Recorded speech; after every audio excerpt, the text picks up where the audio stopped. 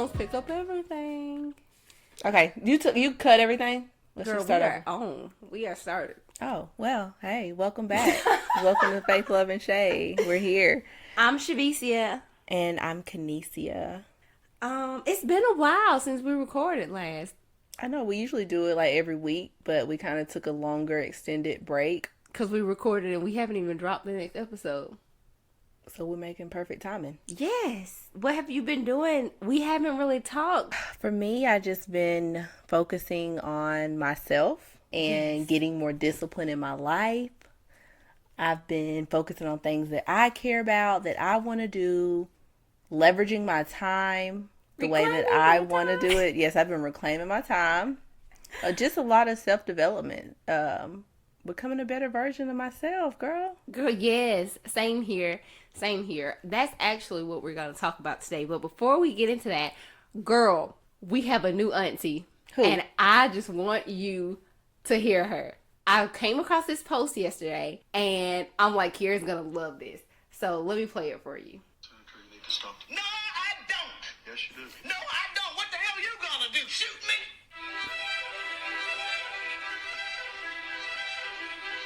It doesn't take much to look on the local news every night and see how many black kids, black boys, black men are being killed with these stand-your-ground defenses that these people raise. Then they get off.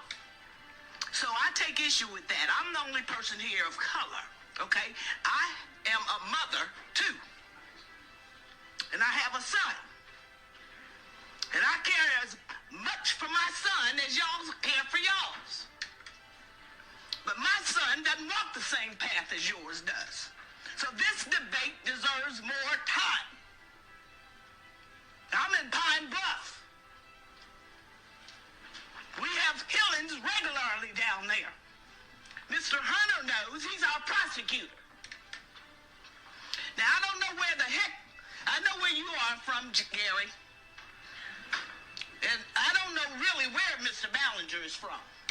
But I can tell you that for a long time since I've been back here in Arkansas, I have feared for my son's life. Now, he's 27 and he's out of Arkansas. And I thank God he is. When you're bringing up crap like this, it offends me. And then to limit the debate too, this is crazy. You don't have to worry about your children, Will. I worry about my son. And I worry about other little black boys and girls. And people coming into my neighborhood, into my city, saying they got open carry rights, walking down in front of my doggone office in front of the courthouse. That's a bully. Do I have a right to stand my ground with some crazy ass person walking around with a doggone gun? I don't know what the hell he intends to do. But I know I am scared. I feel threatened. Just like some of y'all walking around here up in the legislature with these damn guns. That, what's his name? Garner came in here, walking around here with a damn gun under his coat. You can see the damn print. Senator, you need to stop. No, I don't. Yes, you do. No, I don't. What the hell you gonna do? Shoot me? Senator. Senator, go to hell. I'm telling you, this deserves more attention. You want to come up here with all these little NRA bills and bills that Alec have and all that stuff. I'm talking about my son's life. And I'm talking about the lives of other black kids.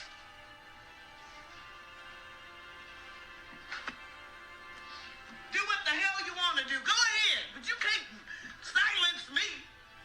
You got your damn silence gun out the damn chamber today. But you are not going to silence me.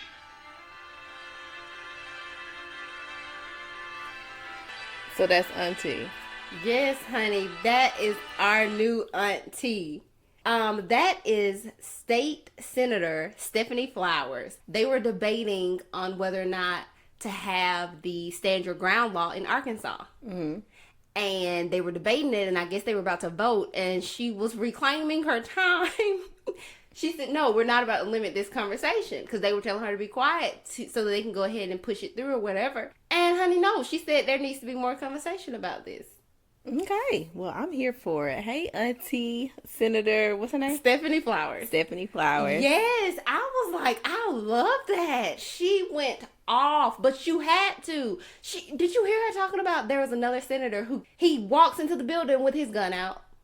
Yeah, and at the end of the day, everybody's doing it. It's not just there, it's everywhere. Right, but there are certain states that have that law, and you can get away with shooting black people. Trayvon Martin, the Jordan case, the boy that was shot for playing the music too loud. Florida is a stand your ground state. Yeah. It's open season on black people with that law, and she knows that. And so she said, no, honey, no. I was like, yes, we need another one of those. Yes, she does not need to be silenced.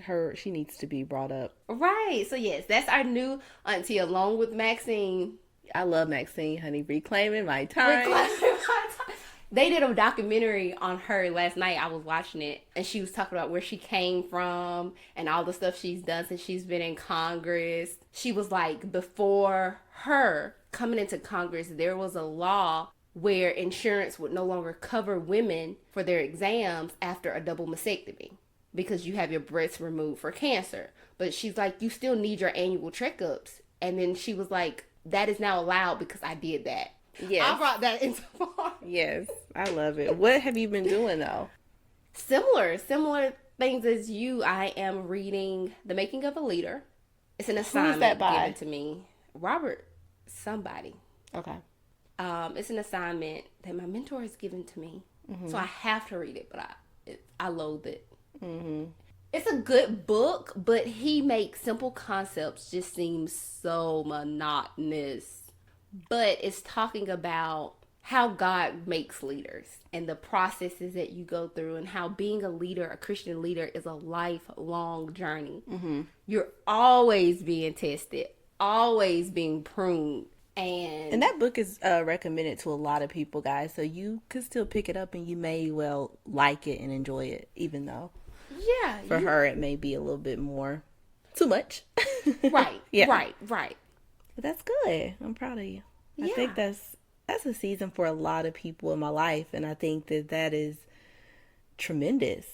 And I don't know if it comes with age, but I'm just happy. I know some old fools. I mean, with our age and how we're maturing and growing. So I'm excited about that. I think it's intentional. The book talks about how there are phases in being a leader through God, and these phases include processes, and each process has an outcome. And if you look at your life really closely, you should be able to make a timeline of the phases, and you should see an outcome of each phase. What I'm starting to realize in my timeline is that two of the big outcomes of all of my processes have been boundaries and faith. Good. So with boundaries, what would you say is your biggest takeaway? How to protect myself and my gifts from other people. Yes, that's big. I've learned it. That's one of the things that I've been learning too. You have to. What about you said boundaries, and what was the other one? Faith. And what do you feel is big from that? My relationship with God has increased through a lot of my processes. Two of my processes I noted were the ends of two relationships. Strong boundaries were established. I'm the type of person, I can put up with something for a period of time, but when I'm done, my ass is done. I'm not the way you want to get to that point. That's me too. That's me. Like, I've always been that type of person to where when I'm done, I'm done. I give you some leeway, right, and I let you do a little bit, and then when I cut my ties, I cut my ties. Right. But what I'm learning, and I just finished the book called The Compound Effect. It's really good. It's daring something, but I recommend it for everybody. What I got out of that, my takeaway was stuff is made out of how much you tolerate. Come on, somebody. Exactly. And what people don't understand is you determine how much you tolerate. You have to have those boundaries. Another thing I've realized is through those processes, sometimes before the end of those processes, I have a high tolerance for things. But once it ends and I come out of it, what I tolerated last year, I'm not going to tolerate this year. My boundaries are now firmly established because I established those boundaries by going through that process. And for me, I'm catching it during the process. And that's been good for me. And I don't know if it's because I used to tolerate so much and let it get away with it and let it build up until I hit my breaking point. But where I am now is I'm catching what I'm allowing to be tolerated in the midst of it and making a decision how I want to move forward with that person, with that situation. Because it's no longer acceptable to continue to tolerate things just to kind of see if it's going to change for you or see if you can accept that behavior of somebody. Because what can happen is people will start to think that the actions of someone else is a result of them needing to change. And that's not the case. Right. It's an act of you not wanting to tolerate that. Exactly. So if you realize that that's a behavior that person may have, there's nothing wrong with that person. Let that person continue to be who they want to be. You make a decision. Thank you. If you want to move forward with it. And I think that helps take the blame off of things because people could get caught up in that. You could get caught up in trying to say, oh, it's your fault. Or, oh, it's their fault. No, it's really your fault. You choose to tolerate certain things. So if you're allowing people to disrespect you, then that's what you deserve. You deserve to be disrespected. Exactly. Yeah. I often say that marriage and finding someone to spend the rest of your life with is basically finding someone whose BS you can put up with for the rest of your life. Because we all have things. We all have our little things that are going to get on different people's nerves. Yeah. But when you meet someone and they can accept you for your crap and you can accept them for their crap, then y'all will work. That's called acceptance. That's a big piece in moving forward with a healthy relationship in the first place. All people have faults, flaws, and when you meet somebody that you feel you're equipped to go through this thing called life together, then you got to accept that. And move forward. You can't continue to bring it up and try to change it. It's just not gonna happen. It's not gonna happen. Well, speaking of that, you remember last week when I texted you and I asked you, would you be willing to go a certain place? And you were like, yeah. And that probably ain't gonna work no more because I had to cut that. Yeah. My little friend, our friends are gone, both of them. Okay. Him and his wife are done. I figured that was going to get to that point. I didn't know how much more you were going to tolerate.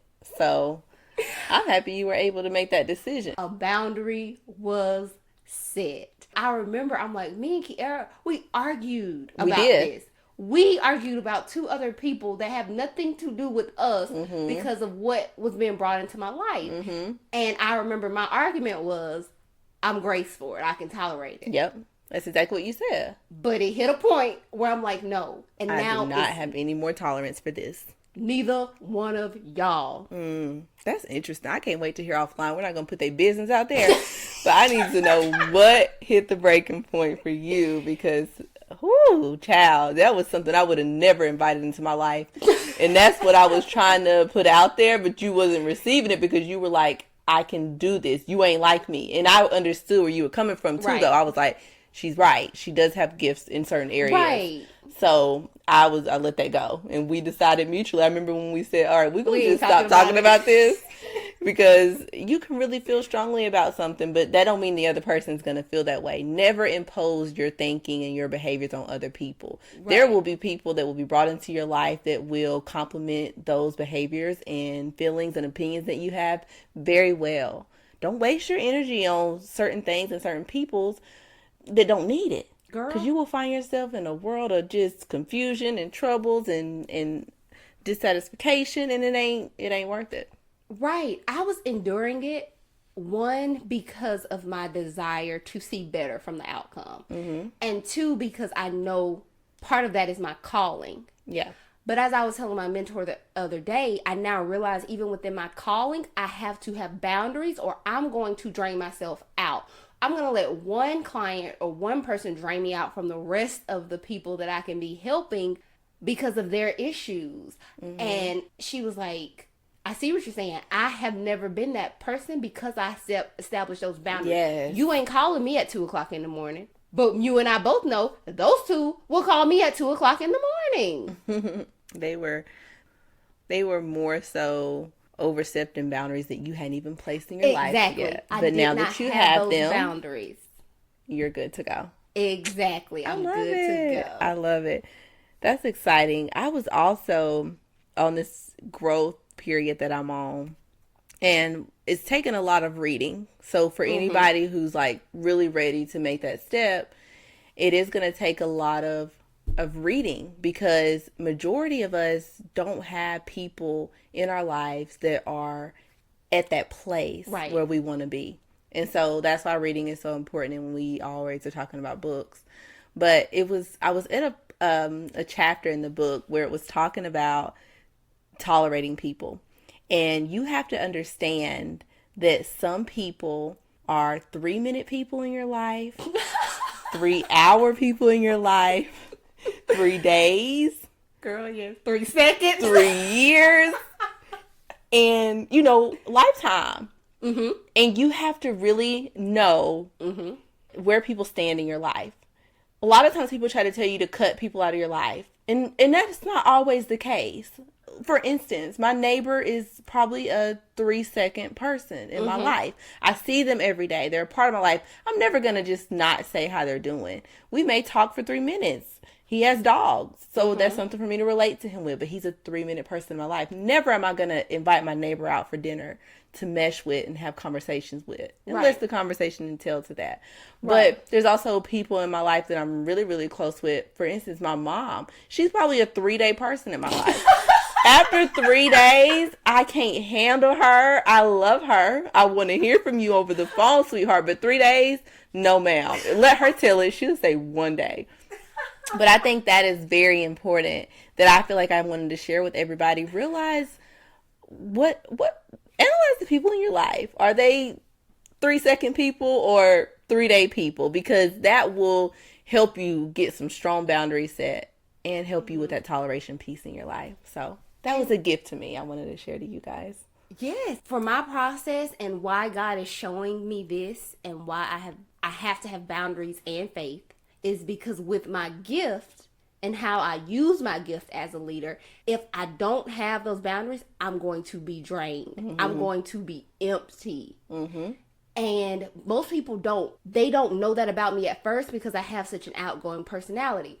Unless you're close to me, you don't know. I have to be alone for a week just to do one social engagement. Yeah. So if I'm social, I'm being drained. I am being drained. If I am talking to you, you are draining me.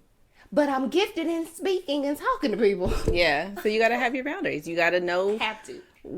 And when you say social events, like what type of social event? Like there's some things that I can go through that take none of my energy. It's effortless because it's things that mesh well with me and who I am. And there's certain things that I have to do, aka work, that takes my energy. Like you're being forced to be around certain people. So thank God you're not in that position where you're having to be forced in certain situations. You have a pretty good setup with your life now. You can decide now easily. And that's why I feel like I just gained my life back. Yes. But we all know what the purpose of it was for. That was a process of submission. The outcome was, could Shavicia submit to a circumstance? I did it, but it's over with. Praise God. And that is something that's in the book too. So a lot of us don't know how to submit, but in order to be a leader in Christ, you have to know how to submit because you have to submit to Him. And submission is, can I do what is being asked of me even when I don't want to do it? Amen. That's in every great leader. It's it's a lot of things that I don't want to do that I am doing. Because not only is it submission, but it's discipline. That's hand in hand. And if you can't set boundaries, discipline, and submission now in your life, you're going to sadly be at the same place for a very long time. Is there anything you want to say to wrap up this discussion? No, that's it. I just want to encourage all of you guys to start that journey of personal development in your life. Keep going and don't let anything get you down. Well, that concludes today's show. I'm excited for the next show. We're always excited for